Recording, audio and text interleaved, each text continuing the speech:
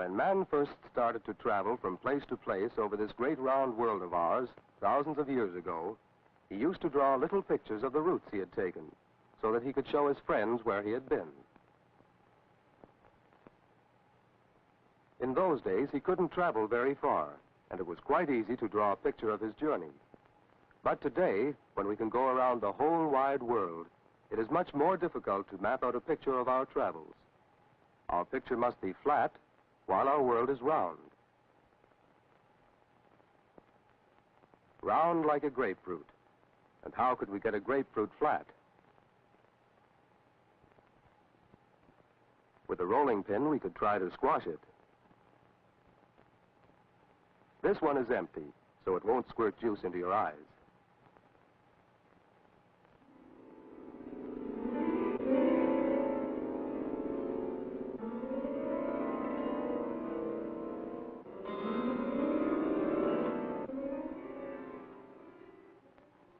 But this method is much too clumsy. It doesn't make a good flat picture at all, and it would never turn out the same way twice. So let's take another one and try again.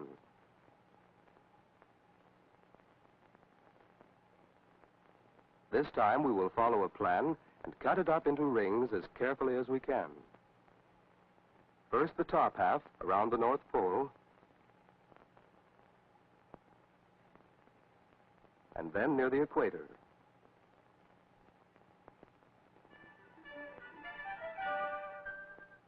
Then the bottom half.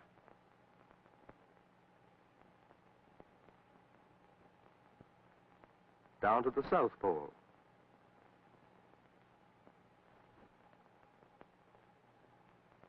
And then once from the North Pole, around to the South Pole.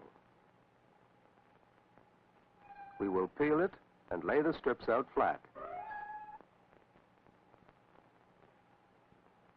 We don't need the inside. And we will turn over each strip so that we can see what is on the other side. Here is a picture of the world that is really flat, but as you can see, it has a lot of gaps in it. So let's place a piece of frosted celluloid on top of the strips and trace off what we see beneath, filling up the gaps so that we can get a better idea of what it is really like. Around the edges over the gaps, the countries are all out of shape. But in the middle, we have a good picture of Europe and Africa. So let's try moving the strips so that they come together on the right-hand side and put on a piece of celluloid again and make a tracing.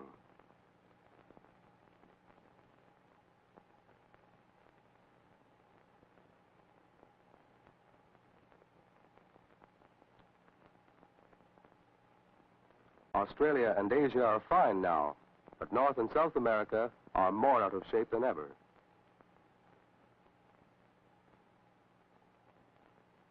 If we arrange the strips in a different way, we get a good picture of the Americas, but a poor picture of the rest of the world.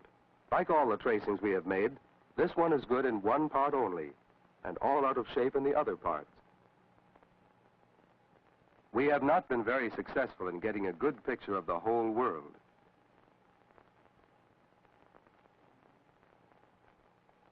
So let's start all over again, this time using a turnip. It too is the same shape as the world. We will cut it in half to begin with.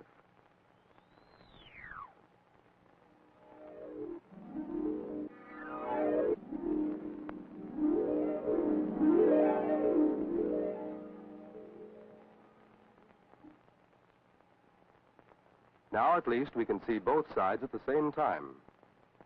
So let's cut the halves again.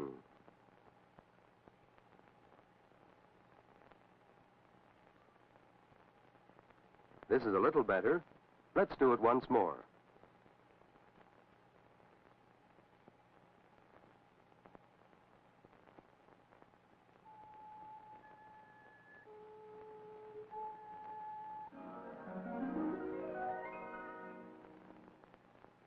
This is getting flatter, so let's do it again.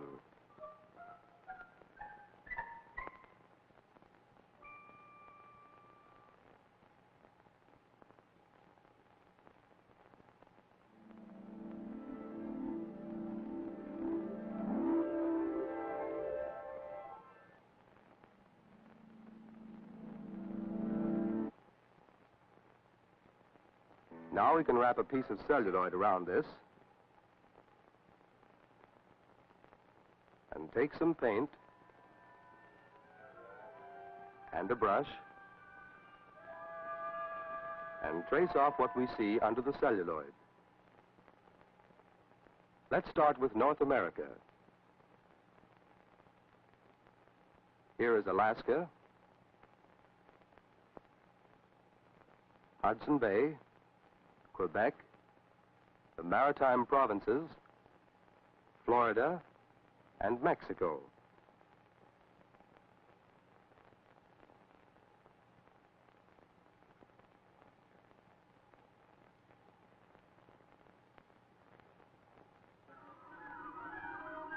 And Europe, Spain, France, Denmark, and Scandinavia.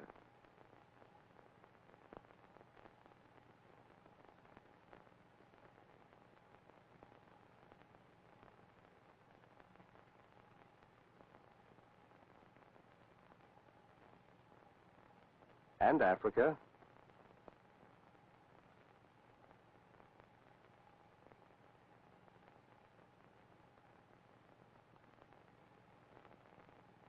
Madagascar,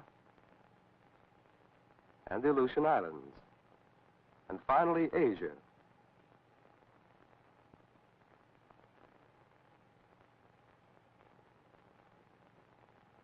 China, Thailand, New Guinea, and Australia.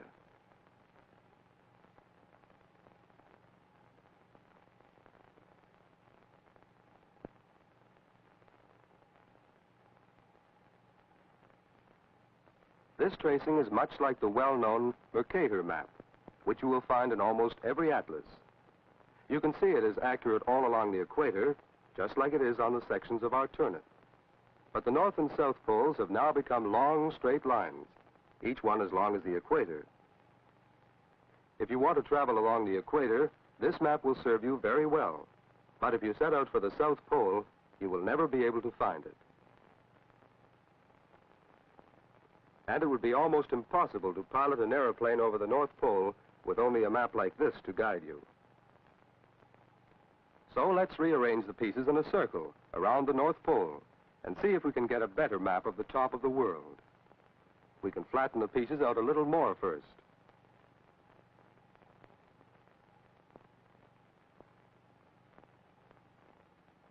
Our celluloid and tracing will make it clearer. The South goes way out of shape, but the North is fine.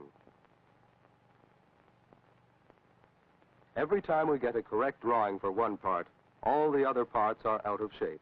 Here only Asia is the right shape, and North and South America are all wrong. Here the Americas are fine, but all the rest is wrong.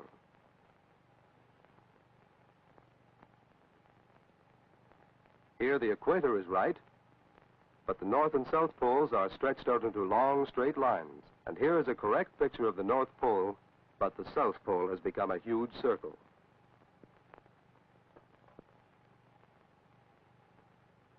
In fact, it is impossible to show the whole world accurately on a flat map. We can only draw a true picture of one small part at a time.